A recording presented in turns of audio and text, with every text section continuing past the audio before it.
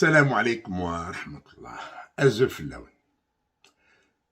مشكلة الماء مشكلة مطروحة بحدة في الجزائر، لأنه المشكلة هو إذا طاحت الشتاء ما نستفادوش، ما يجيناش الماء في الروبينيات، يجينا نغرقوا فيه نعوموا فيه.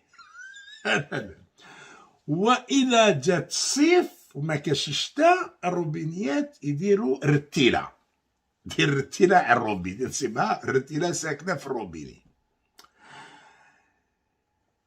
الناس هدرت، لما تسمع الناس تتكلم مش عاد شيء عادي، أما لما يوصل الحال بعميد كلية الطب في الجزائر العاصمة، واللي هذا أستاذ دكتور الأخضر قريان،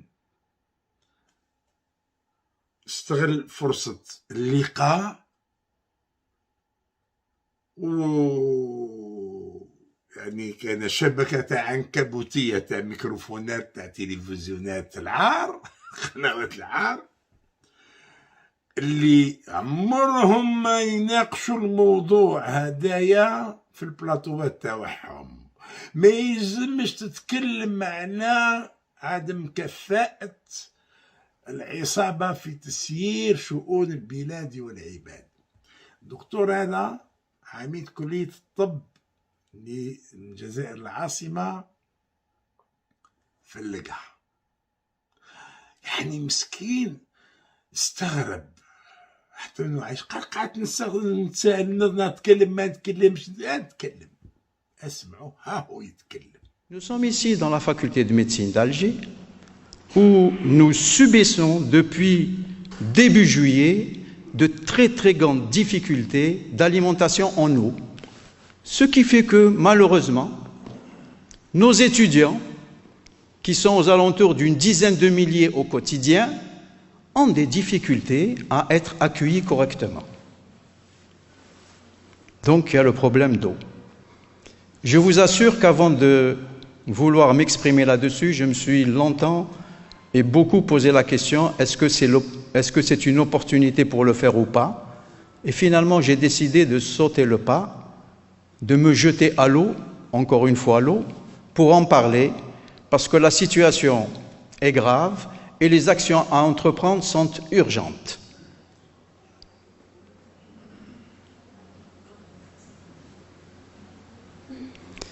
Toujours sur le problème de l'eau. Donc nous n'avons pas d'eau dans les robinets, mais nous avons de l'eau au niveau de nos pieds. Nous avons les pieds qui sont immergés dans l'eau. Nous vivons un paradoxe incroyable. Pas d'eau dans les robinets, mais beaucoup d'eau au niveau de nos structures, au niveau des fondations. Pourquoi j'en parle? J'ai profité du passage d'un haut responsable militaire chargé des infrastructures dans la région du Grand Alger pour lui demander de me donner un avis sur la situation architecturale de cette structure. Et nous avons fait une petite visite relativement rapide et le verdict ou le diagnostic qu'il m'a fait froid dans le dos, pour ne pas dire m'a glacé. Qu'est-ce qu'il m'a dit? Il m'a dit, monsieur le doyen, si vous n'entreprenez pas immédiatement des travaux pour corriger les anomalies qui existent, dans moins de 10 ans, cette structure va s'effondrer. Dixit. Alors je me suis dit, il faut que nous parlions de tout ça parce que nous allons vivre ensemble, nous allons partager ces difficultés, nous allons partager ces angoisses, donc il faut qu'on puisse les prendre en charge ensemble.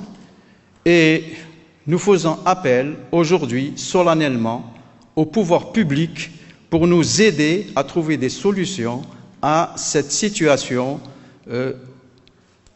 je ne veux pas la qualifier, à cette situation difficile à vivre, et en particulier pour tous les étudiants qui sont chez nous quotidiennement. Et je vous rappelle qu'ils sont en moyenne une dizaine de milliers. شفتوا راجل جاي باش يتكلم على الطب وعلى المرض وعلى كذا وكذا، عايش مسكين يتكلم على الماء، عاش يتكلم على الماء. ما كانش الماء، ما كانش الماء. الطلبة اللي يجوا عنده يقراو ما عندهمش الماء، ما يدوشوش، يجوا مسخين، ما عندهمش باش يشربوا، يجوا عطشانين يبقاو عطشانين. شنو هذا؟ لا. المستشفيات ما فيهاش الماء. مسكين قال لك طرحت سؤال، جا واحد عسكري مسؤول كبير جنرال الاخر قال لك، طرحت له سؤال قلت له واش قال له من 10 سنين التدريب هذه. ايه، لانهم ما يخموش في مشكل، ما يخموا في مكاتبهم ويخموا. داير كي يبني فيلا يجي يدير باش دو، ماشي سيتيرن، يدير باش دو، يعني يقيس بيت كامله يعمرها ماء باش هو ما يخصوش يعمر لا بيسين ديالو باش يعوم فيها مون جينيرال. ياك هكذا يا ولاد الحرام تمشوا في البلاد، حتى قدرة المال اللي تطيح تدوها ليكم، ما تخلوهاش للشعب، ما تقسموهاش مع الشعب، ما تعطولوش شويه برك هكذا والو. ربي يقدر خير بلادنا، ربي يبعد عليها ولاد الحرام. السلام عليكم ورحمة الله.